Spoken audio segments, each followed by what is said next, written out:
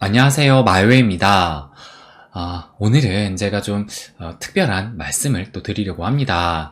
그래서 제가 매일 아침 영상을 시작할 때 이 차트적인 부분이라든지 가격적인 그런 흐름을 좀 말씀드리기도 했는데, 오늘은 좀 그런 얘기에서 좀 벗어나서 최근에 발생한 한 이슈에 대해서 또 저의 생각을 여러분에게 공유하면 어떨까 생각을 해가지고 또 이렇게 준비를 했습니다. 그래서 어제 이미 저희 멤버십 텔레그램 방에다가는 이렇게 먼저 좀 말씀을 드리기도 했는데, 그 이슈가 뭐냐면 여러분도 아시겠지만 지금 현재 한창 이 미국 대선 후보 그 선거 운동이 시작되고 있잖아요.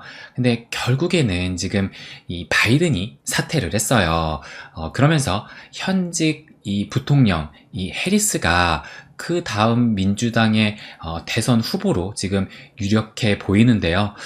그렇다면 과연 이 해리스 후보가 차기 대선 후보로 나올 때 이 암호화폐 시장에는 어떤 영향을 미치고, 또 이것이 리플에게는 또 어떻게 영향을 줄 수 있을까, 이 부분에 대해서 또 저의 생각을 말씀드리려고 합니다.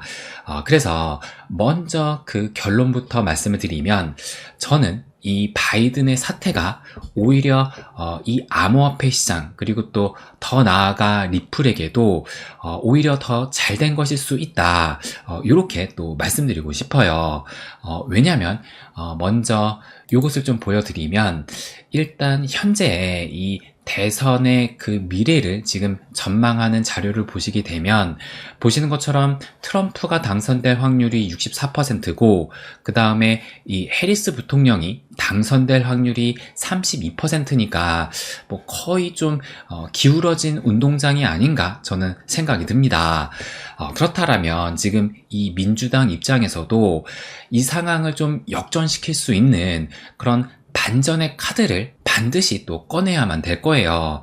그렇다면 그 반전의 카드로 하나 쓸 수 있는 것이, 저는 우리가 지금 여기에 있는 이 암호화폐 분야라고 봅니다. 왜냐면 또 이 자료를 보시게 되면 이게 작년 10월에 나온 기사거든요. 그런데 지금 미국의 MZ세대 과반수가 암호화폐 친화적인 대선 후보에 표를 주겠다, 이렇게 얘기를 했어요. 그런데 여러분도 아시는 것처럼 지금 현재의 그 민주당의 암호화폐에 대한 스탠스는 지속적인 지금 탄압을 하면서 또 단속도 하고, 그리고 그 중심에는 게리 갠슬러가 있으면서 암호화폐 업계에서도 이 민주당에 대해서 또 엄청난 비난을 하고 있어요. 그래서 이 MZ세대 과반수도 암호화폐 친화적인 대선 후보에 표를 주겠다라고, 아마 이 사실을 민주당도 알고 있을 것이고, 그리고 또 요 기사도 보시면 요거는 그래도 비교적 최근에 나온 5월 달에 나온 기사예요. 그래서 미국의 경합주 유권자 20%는 암호화폐가 미국 대선의 핵심 이슈로 인식하고 있다, 이런 기사가 또 나오기도 했습니다. 그렇기 때문에 이제 이 민주당 입장에서 지금 거의 이렇게 기울어진 운동장인 상황을 봤을 때, 이 상황을 역전시키기 위해서는 지금 한 표가 아쉬운 상황이기 때문에 암호화폐 유권자들의 마음을 돌릴 수 있는 그런 노선 정책을 변경하지 않을까, 저는 그렇게 예상을 합니다. 그렇다면 현재 이 해리스가 암호화폐에 대해 어떤 입장을 취하고 있느냐, 그럼 이 기사를 또 보여드리면, 이것은 어제 나온 기사예요. 그러면서 이 해리스는 암호화폐 스탠스를 아직까지는 드러낸 적이 없다라고 얘기를 하면서, 여기 보시게 되면 2023년 이 공직자 재산 공개에 따르면 그와 그의 남편 모두 디지털 자산, 그러니까 암호화폐겠죠, 이 암호화폐를 보유하고 있지 않다, 이렇게 또 기사가 나왔습니다. 그러니까 아직까지는 이 암호화폐에 대해서 구체적인 그런 스탠스를 취하지 않았다라는 것인데, 그런데 지금 바이든이 사퇴한 이후로 이제 해리스가 유력한 이 민주당의 대선 주자로 나오면서 또 이 기사를 보시게 되면, 이 미국의 민주당 새 후보는 최우선 순위로 암호화폐로 둬야 할 것이다, 이런 또 기사가 나왔습니다.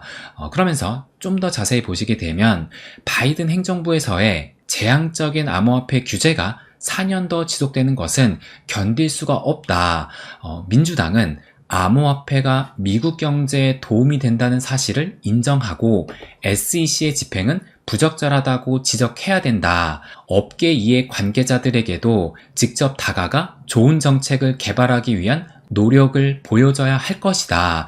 이렇게 또 얘기를 했습니다. 그러니까 지금 이 암호화폐 업계에서도 이 민주당의 새 후보는 기존의 스탠스를 바꿔야 한다. 이렇게 얘기를 하고 있는 거예요. 그러면서 또 여기서도 보시게 되면 이제 디지털 상공회의소에서도 해리스 부통령에게 암호화폐 지지를 촉구해야 된다. 이런 또 목소리를 냈다라고 합니다. 그렇기 때문에 이제 더 이상 이 민주당의 해리스 이 부통령도 암호화폐를 무시하기에는 이제는 좀 그 변화가 발생되지 않을까, 저는 그렇게 생각을 해요.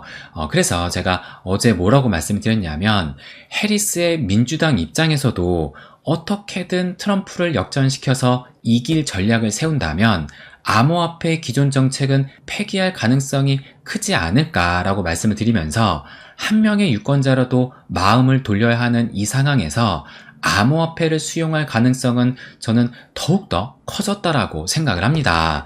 그래서 제가 예상하기로는 이 트럼프 후보와 해리스 두 후보 모두 친암호화폐 노선을 보일 가능성이 크지 않을까, 저는 이렇게 생각을 하고 있어요.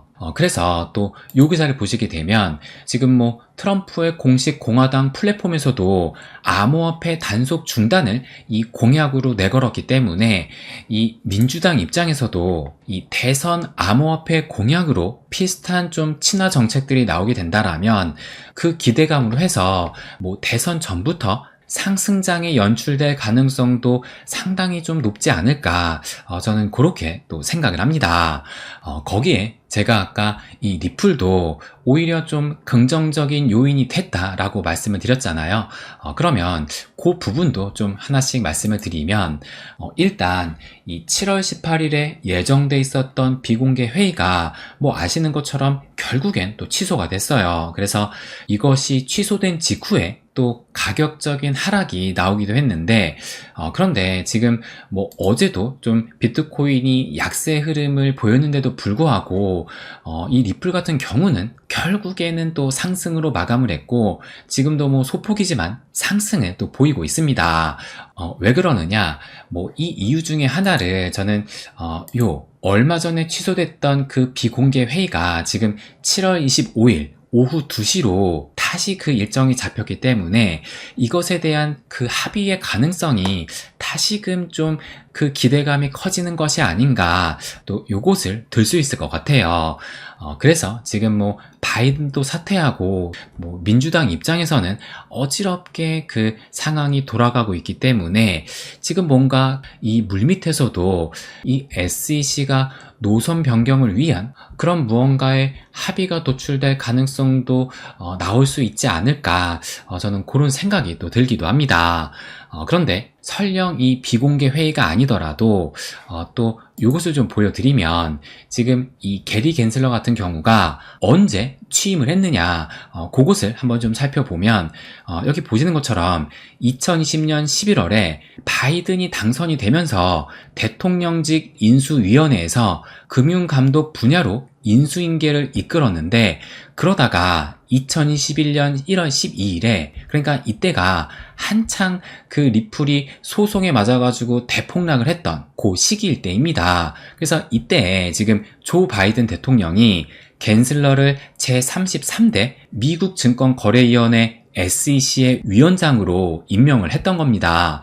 그러니까 지금 이 게리 겐슬러는 완전히 바이든의 인물이다 라고 볼 수가 있어요. 그렇다면 이 얘기는 만약에 이번에 트럼프로 대통령이 바뀌게 된다라면 뭐 늦어도 내년 초에는 무조건 이 자리에서 내려올 수밖에 없다라는 거예요. 그렇다면 제가 뭐라고 말씀을 드렸냐면 설령 이 7월 25일에 합의가 나오지 않다 하더라도 이 법원의 최종 판결이 너무 일방적이지만 않는다라면 SEC도 그 법원 판결을 수용을 하면서 소송을 종결짓는 가능성도 크지 않을까, 저는 이렇게 생각을 합니다. 왜 그러냐면 지금 이 대통령 후보가 바뀐 만큼 이 민주당 역시 친암호화폐 정책으로 돌아설 가능성이 높기 때문에, 그렇게 되면 이 SEC가 홀로 외로운 싸움을 할 명분이 완전히 사라지기 때문이에요. 그렇기 때문에 지금 바이든이 사퇴하고 해리스 부통령이 새 후보로 유력해진 것은 암호화폐 시장이나 이 리플 입장에서도 좀 긍정적인 요인이 될 수 있지 않을까, 저는 그렇게 생각을 했던 겁니다. 그래서 우선적으로는 이 해리스 부통령이 과연 암호화폐에 대한 그 스탠스를 어떻게 내세우느냐, 요것이 또 굉장히 중요할 것 같아요. 그래서 만약에 진짜 실제로 이 해리스가 암호화폐를 좀 수용하는 쪽으로 노선을 변경을 한다라면 이 암호화폐 시장은 그야말로 대상승의 그 호재가 되지 않을까, 저는 그렇게 생각을 합니다. 그래서 저는 이 모든 것이 시대적인 흐름이라고 생각을 해요. 그래서 제가 예전 영상부터 지속적으로 말씀을 드렸던 것이 암호화폐 시대는 필연적일 수밖에 없다, 이렇게 말씀을 드렸습니다. 그런데 지금 이 상황이 돌아가는 것을 보면 이 일부 유권자가 암호화폐를 원하게 되니까 정치권도 변하고 있는 것이고, 그리고 이 정치권도 어쩔 수 없이 점점 변하게 되니까 이것에 따라서 대중 역시 변할 수밖에 없을 거예요. 그래서 정말 앞으로 공화당이나 민주당이나 친암호화폐 정책으로 그 노선을 변경하게 된다라면 그냥 일반 대중은 자연스럽게 따라올 수밖에 없다라는 겁니다. 그래서 이 모든 것이 시대적인 흐름으로 흘러가고 있다라는 것을 말씀드리고 싶고, 그렇기 때문에 진짜 이 살아남는 코인들로만 잘 들고만 있어도 자연스럽게 큰 부가 따라올 수밖에 없다라는 것을 이 부분을 또 마지막으로 말씀드리고 싶습니다. 네, 그럼 오늘은 여기까지 하겠습니다. 항상 제 이야기 끝까지 들어주셔서 감사드립니다.